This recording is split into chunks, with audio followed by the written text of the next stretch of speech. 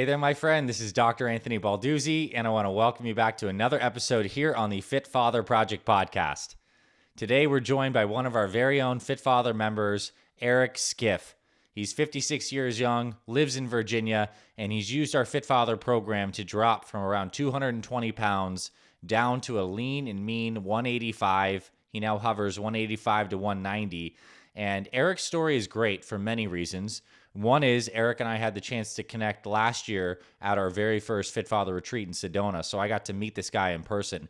And you may not be able to tell strictly from this video or the audio, but he is a mountain of a man. In fact, in his 20s, Eric wanted to be a competitive bodybuilder, and he had a lot of muscle. So Eric's been the unique type of guy who's had a passion for weightlifting for most of his life and has big numbers on the bench press, like the 400-pound bench press, 400-pound squat. And he, has a level of strength at his age that most people don't have because he's had this long training history, and he's just kind of built that way.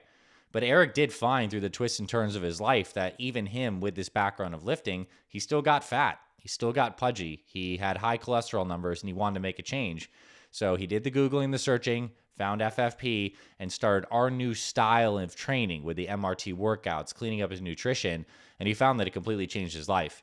Not only was he able to lose the weight and get some more fit and vibrant, but it actually changed the way when he moved into the Old School Muscle series that he approached some of his strength training.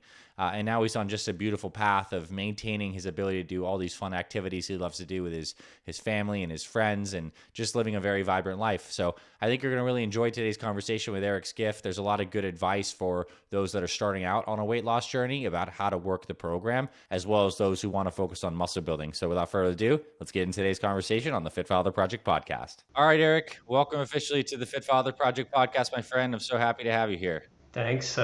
Glad to finally have made it to the podcast. Yeah, this is fun. And I think it's particularly fun because for those who don't know, you and I had the opportunity to hang out last year in 2022 at the Fit Father Retreat. And I got a lot of time to get to know you personally and also see how humongous jacked you are and see you spin some massive kettlebells. And now we just get to share your story. So it kind of feels a little full circle for me. And I'm excited to hear about how you're doing relative to where I saw you at the last jumping off point. So to kick things off, I'd love for you to introduce yourself to everyone listening, your name, your age, where you're from, and anything you'd like to share about work and family. Sounds good. My name is Eric Skiff. I'm 55. I'm originally from Easton, Pennsylvania, but moved to the DC area when I went to college around 1985 and have been in various DC locations for the past several years. I work as Chief Technology Officer for a large government contractor and currently married for 25 years to my wife Cassie and have 5 kids ranging in age from 20 through 11. Yeah, and I also want to point this out too. I don't normally ask this question, but I also know you have some kind of radical hobbies and you do some crazy stuff. What do you do with your spare time? Just because I have some privy information. So basically, a lot of my fitness is oriented towards doing the activities that I like, right? So winter it's skiing and summer it's wakeboarding and wake surfing. Um, and then I still haven't given up the motorcycle riding, but I do keep that to the dirt now. Nice. Okay. So let's get into a little bit of your Fit Father journey. How did you initially find out about the program and kind of where was your life at that time? I kind of did a two-step, entrance. Over the course of, I'd say I gained all the baby weight, right? I mean, from the time we started having kids in my 30s, just sort of crept up, to around 240 pounds. And, as having been a weightlifter all my life, I just didn't notice, right, how fat I was getting till Facebook reminded me. You get tagged in a photo, you're like, can we delete that? But that was a little bit of a wake-up call. And then, my doctor every year for physical was watching cholesterol and so, getting close to getting on medication. And I sort of said, well, this happens with age, let's, see what happens. And then, finally he goes, okay, you're going to have to do this. He goes, you could lose weight. And he goes, nobody does that, right? Well, I was like, oh, well, I'm going to try it. Pretty disciplined. And now I have a real good reason. Yep. So I saw a nutritionist, and they'll give you a diet, and I think I peeled off maybe 15 pounds that way, Mm-hmm. but didn't really learn anything. Just follow the instructions, and of course you reduce your calories, and that's what happens. But kind of sat around at that like 225 weight for about a year. And when you lose a little bit of weight, people tell you, oh, you look good. What'd you do? I wasn't really happy with that. I mean, the mirror didn't really, you know, make me feel like a thinner guy. So that's when I, kind of searched around for, the typical fitness programs for guys over 50. And, you guys are optimized, so you came up pretty quick. I had done things like the P90X stuff in the back before, and that didn't work. But what just caught my eye was, hey, this wasn't going to be a quick fix, right? You're going to learn something. It looks sustainable to me. It didn't look too hard to digest. And I sort of approached it with, I'm just, what I was doing wasn't going to work. And it looks like these guys know what they're doing. I'm just going to do what they tell me and see what happens. And, I got a Fitbit and I got the Fitbit scale, and it's kind of cool to get your stats. I'm a numbers guy, and I did phase one, I did phase two, phase three, followed things pretty close. And it's just, that pound to 2 pounds came off, just pretty steadily. Mm-hmm. And I think I got all the way down to 185, Dang. which to some people, I think that sounds heavy. For me, I think it's when your face starts to show as being maybe too thin. My wife was like, "Are you done? You know, you're good. Mm-hmm. Hang there." So I did hang there, and I did all three phases of OSM because I was dying to pick up heavy weights again.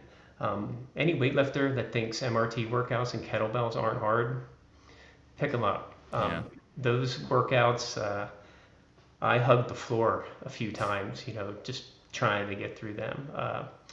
But OSM, I think works. I went as high. I kind of set some limits. I wasn't going to go higher than 200.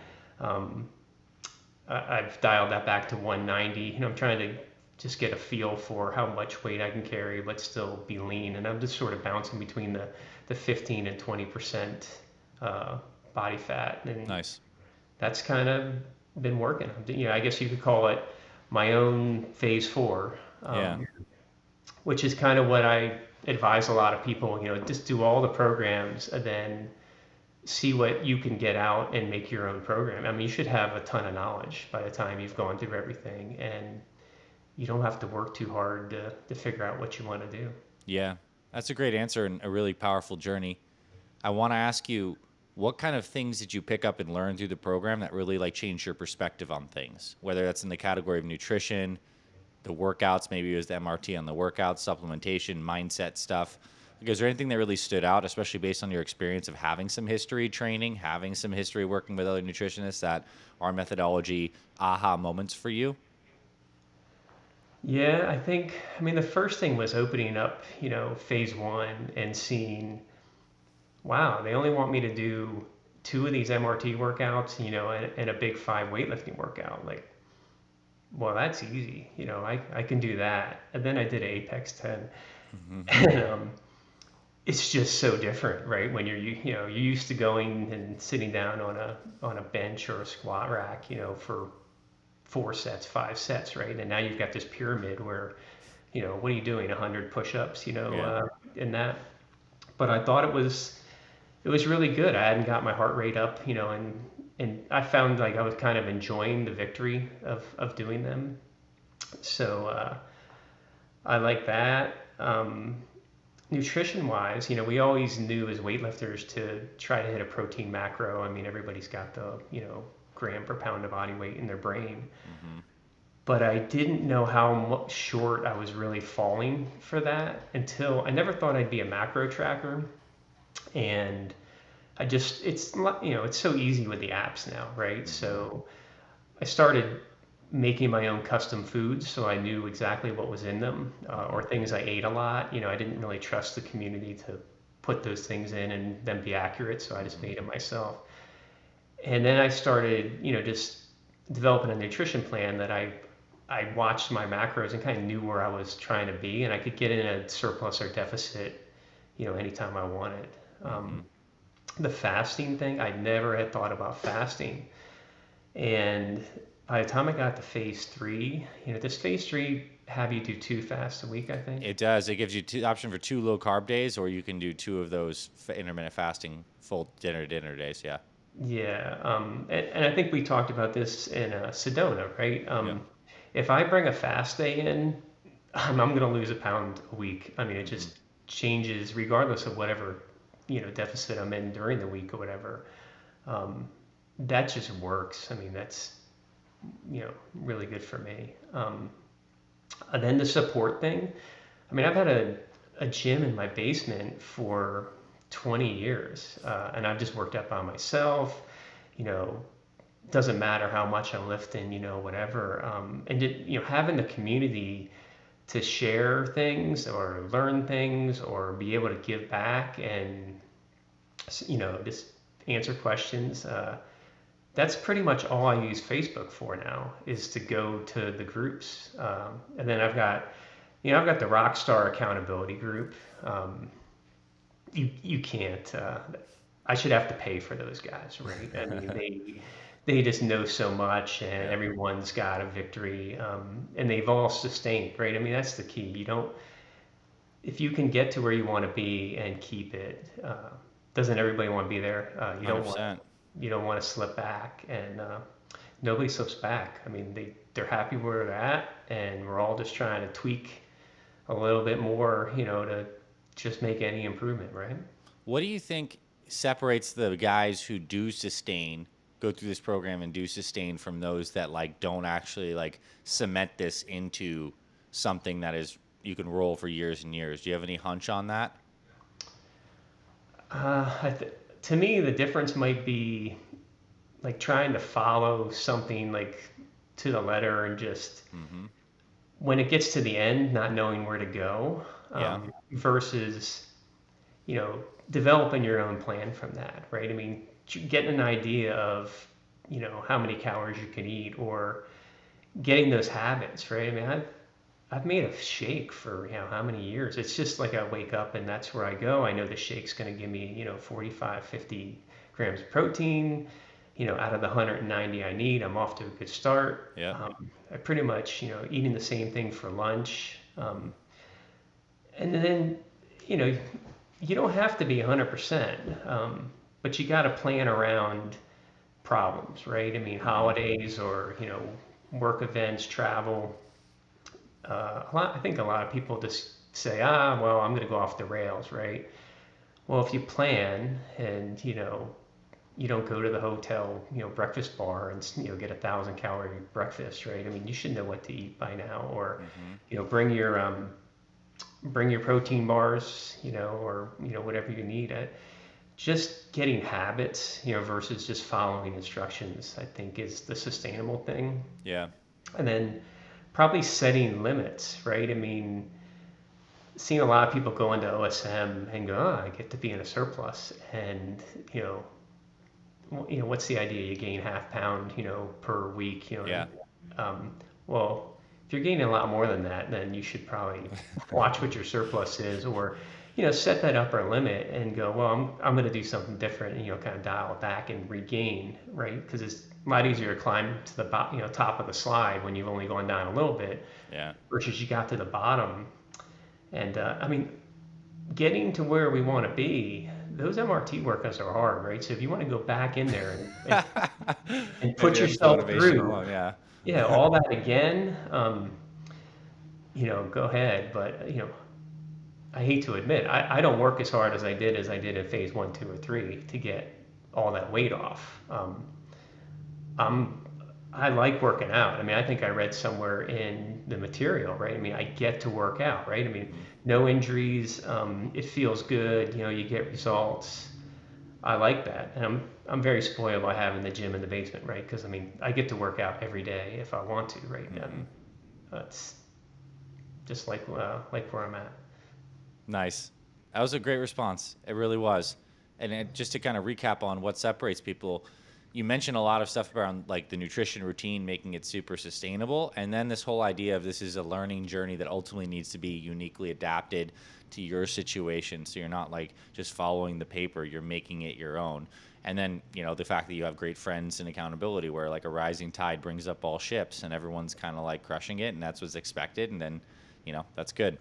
Like, do you have any stories of any non-scale victories, whether recently or in the past? It could be OSM style NSVs or FF30X style NSVs along your journey, stuff your family said, friends said, weights that you haven't touched or lifted in some time, cardiovascular improvements, anything like this? Yeah, probably a lot. How much time do we have? A few to hear, share some stories. I mean, that's why we're here. So, one of the things of having lifted weights forever is I think, the heavier you are, the more you can lift, right? So, Hmm. what's the bench is kind of gold standard. I think the equipment I used to have, went up to 300 pounds and I could pretty much go down, in the basement anytime I wanted and always hit the 300 at least a few times. And when I got down in weight, I actually sold that equipment and I have I think you might have this, Inspire FT2. Yeah, It's I have that a too. packable thing, Yeah. right? But I couldn't, like, I tried to put 300 on that, and I mean, I felt like an elephant was on top of me, right? I mean, Hmm. it just, lost a lot of strength by not doing that stuff. And of course, you're lighter, that also affects it. But I, I've I've crawled all the way back up to get to that number. I won't do 1 rep maxes anymore, so I kind of do, X amount of, for 10 reps. I've looked at some charts and they say, well, that should equate to that. But, my latest thing I'm chasing is I've got 90-pound power blocks and I want 15 reps of it, Nice. and I can do 14 and a half. I'm about to go. I I'm think about to go at down the enough street. caffeine, we could get you. Caffeine, a slap on the butt. I think you get 15, but that's Well, awesome. Ben Sterling lives 10 minutes away from me. Seriously? Yeah, I am tempted to just call up Ben and go, can you come over Oh, and that'd be cool. You guys got a video of that if that happens. and That'd be super cool. yeah, get me the 15. So that's, it's nice to have brought the strength all the way back.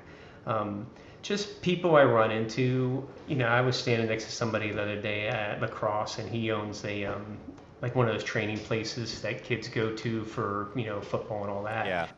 And he's like, you look very fit, and he's a Samoan, really big guy or whatever, Hmm. and he's like, how you doing that? I need to be a little leaner. Um, so it's nice to be seen for that. I had a experience at TSA where I gave him my passport, which the photo is from 5 years ago or so, and he looked at it 3 times. I'm like, what's the problem? I travel all the time. He goes, you've lost a bit of weight, haven't you? And I said, like, yeah. And he goes, yeah, you don't really look like the picture, congratulations. And yeah, I think my face did change a lot. If you look at the before pictures, I sent you, it's not pretty. I That's don't know how it awesome. is now, but That's awesome. Now I want to kind of like future cast a little bit. Where do you want to be in 5 to 10 years? Like with your fitness as it relates to maybe your family and the phase of life that they move into. Where do you want to be 5 to 10 years? I just don't want to give up doing any of the activities that I do. My kids are getting older, and like my kids that are 18, my twins, they are skiing and snowboarding with me now, and my younger ones are just sort of getting interested. So I want to be able to keep, doing that with them. Um, Same with the boating. I just I don't want to be on the sidelines and be the driver and go, oh, Hmm. I'm too old to do that. I see that when we take people out. I know people younger than me by 10 plus years, and they don't get out in the water because they feel like they can't get pulled up, or simple things like just climbing onto the tail of the boat Yeah. deck is difficult for them. And I just put my hands on it and push myself up. It's Yeah. just from doing that stuff every day. So, you know, going forward, I body fat wise, I'm probably not going to go below 15. Hmm. Staying between 15 and 20 all the time is good for me. I mean, I did that uh, gain and cut stuff, and it's not me. I'm kind of happy where I'm at. As long as I can make strength gains, Yeah. be interesting to see, if I can sustain that, Yep. and the blood chemistry, stays good. Hmm. That's good for me. Nice. I love that. I mean, I do think that mentality, and man, I see it with some of my friends in their early 40s already hitting the sidelines, right? I mean, just like crazy. And also, I have some inspirational people that I've looked up to. There's a one guy, a famous guy, you can Google him online. I think his name's like George. They call him like George Banana Shaw or something like that. And he's like the 90-year-old like water skier guy in the bright yellow suit. And so it's like, maybe that's Eric Skiff in the future. Like I barefoot water skiing at 90, still with your thunder thighs. It's really cool. I think that shows a lot of people when they see that, like what's possible. And like you said, I think you said something very smart that I want people to take heed of. It's a lot easier to maintain than it is to get there. And so once you get there, you just put in the work with some strength training sessions. You use fasting and good nutrition to keep the weight and the body fat in check, and you don't have to do this whole heroic effort once you get on the other side of this thing. So that's the good news. And also, another thing that people don't get to know exactly about you just by looking at you here is having a lot of muscle mass helps maintain your weight too. I'm sure you can speak to that, having had a deep history of lifting. Like, you have a pretty good calorie burn per day just based off body weight, so you have a little more wiggle room than some of the smaller guys. So there's another benefit of packing on some mass and maintaining that with age. Yeah, that's definitely a goal of mine, was to retain, what I have and pack more for, like what you said, that free calorie burn. Yeah. I'm I'm like a microwave at night, that my body is burnt. My wife's like, "You're hot. Why?" Um, but I can feel my metabolism, working. So Nice. All right, so advice you have for some new guys starting out. I know we've certainly sprinkled some stuff in there, but maybe some more directed, pointed advice for new guys starting out the FFP. lots of advice, right?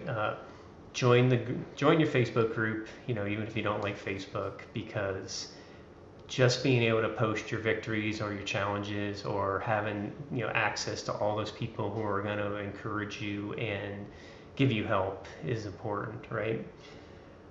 you know, don't get intimidated by the quantity of material, because it's all there for you to consume slowly and build incrementally on, right? So just read the first few PDFs, and get started.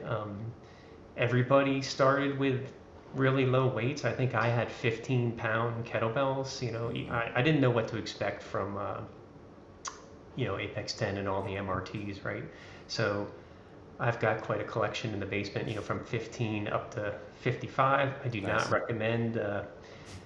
God bless Shane Dixon. I got tendonitis in my elbow from trying to keep up with you for 40 and 45-pound MRT workouts. You could have it. You're the king. I'll go work on my bench press stuff. Yeah, and I think nutrition is pretty simple. You follow it. Don't cheat. If you get off the wagon, like, let it be one meal. Hopefully not one day. It's okay. It probably took 10, 20 years, to get what happened. So is 3, 6 months or longer. You're only going to get better every day. So like, just take your time and let it happen, and stick with it. Look. I think I sent you, in the questionnaire for this, how do you get to a goal? How do I approach goals? I look at it as like a stream crossing, right? I mean, you could look across the whole thing and go, how do I jump across there and get there? Or you can pick the rocks out and step one by one, and eventually get there. Maybe your path gets interrupted, you pick a different route or whatever, but you gotta bite it off, in Hmm. little pieces. I think I also mentioned, the head fake, right? Where you're following this whole program, but you're not realizing you're being taught something, and these habits are being ingrained. And you get to the end, you go, wow, I understand macros, and I understand, like, how to pick my exercises, how to pick what program to get to the goal I want, and it's sustainable. I mean, I'm here. I was in a 38 inch waist. I dropped down to a 36, mainly because guys like me, you can't get your thighs into a lot of pants. Yeah. Um, but now it's like 33, 34. And I'm 190 right now. Nice. And I do the check every morning. Like you're dehydrated and you look in the mirror and I can get a 4 pack. So I know I'm not too far off. If I want to go 6 in the summer, I know Yeah. how to do that. There's really no motivation for doing that in January. Yeah. So we'll Nice. just, we'll just hang out. 190 is my upper limit. I really don't need to go higher than that, and just try to keep permanent recomp. Maybe I don't know. Yeah. I think that is, you brought that up a couple times and just kind of want to emphasize that. Like once you get to this kind of like ending phase where you are at goal weight, is using that goal weight as like an upper limit goalpost to not drift too far. It's a thing to check in on.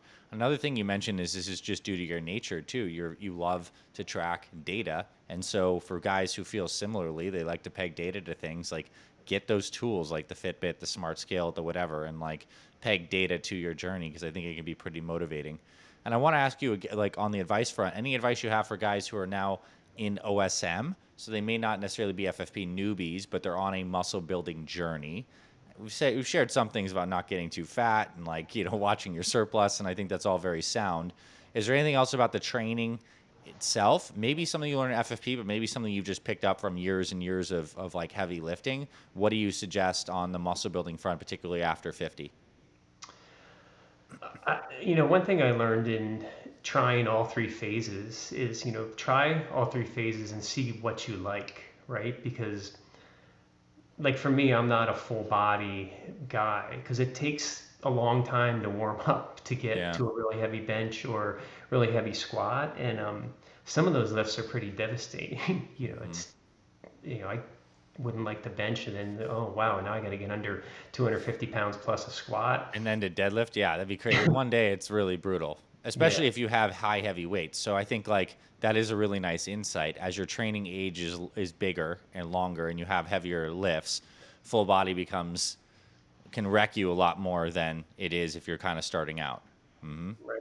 And so, I never really tried, different programs like that. I think when I got to phase 3 and push pull legs, that's kind of something I've just stuck with, right? And it works out to be a good split for me, but it might not be for anybody else, right? So, do all 3 phases.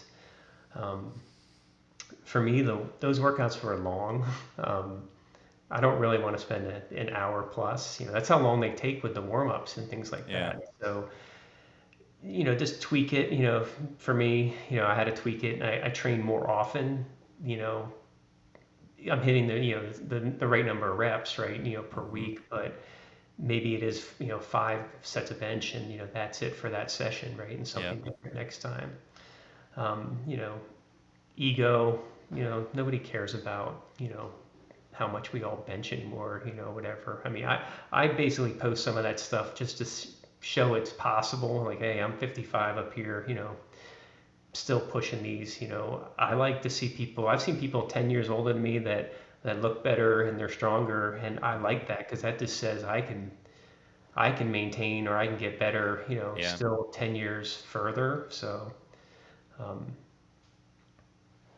and Nice. be patient. Like this just drives me nuts. Fitness influencers. I mean, it's great to have our group, right? Because everything's real world, real people, natural, stuff. And I mean, if you try to find examples out there, I just think they're so unrealistic. Yeah. People probably aren't that way, all year long. That's peak stuff and enhanced stuff.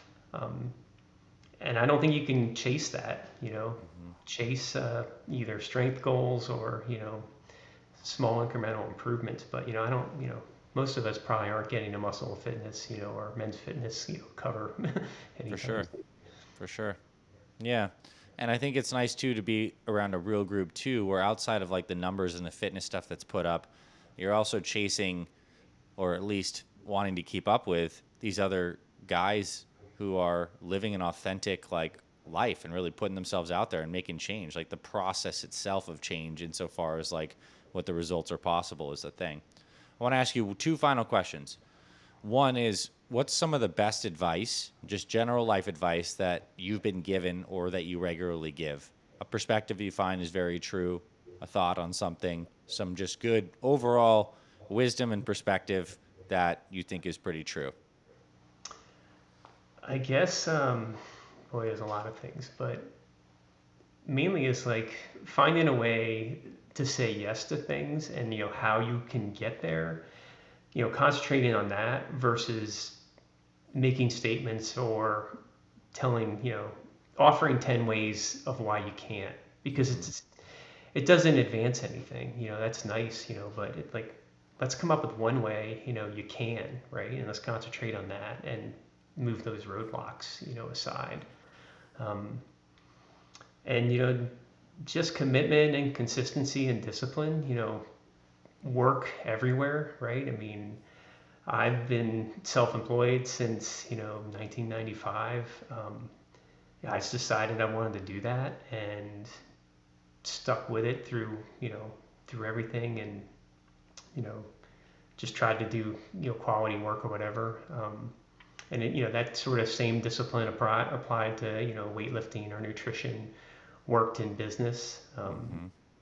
Seems to have worked in marriage 25 years. So Yeah, let's not bring my wife on. I for don't sure. It's working in your mind. know.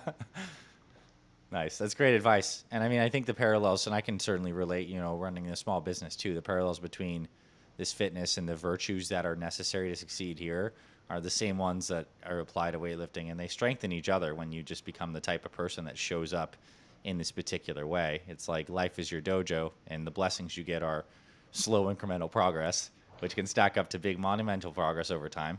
And that's a really beautiful thing. Final Yep. question, Eric. What does it mean to you to be a fit father now that you've been through this? You thought you were joining a fitness program, and maybe it's become a little bit more than that.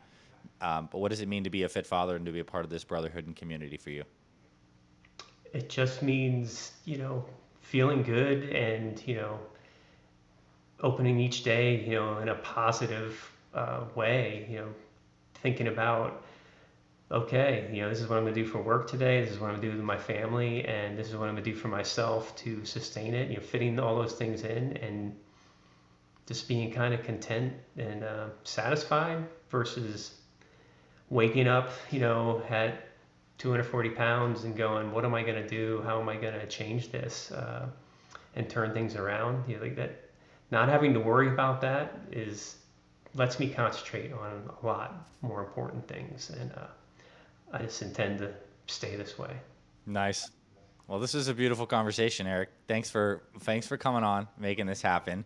I wish you tons of success. 15 reps with Ben Sterling in the basement in 2023. That is now kind of like a goal of mine. I'd love to see you push those 90s. And yeah, I just appreciate you coming on and sharing everything you did. I think there was a lot of wisdom in here. All right, thanks a lot.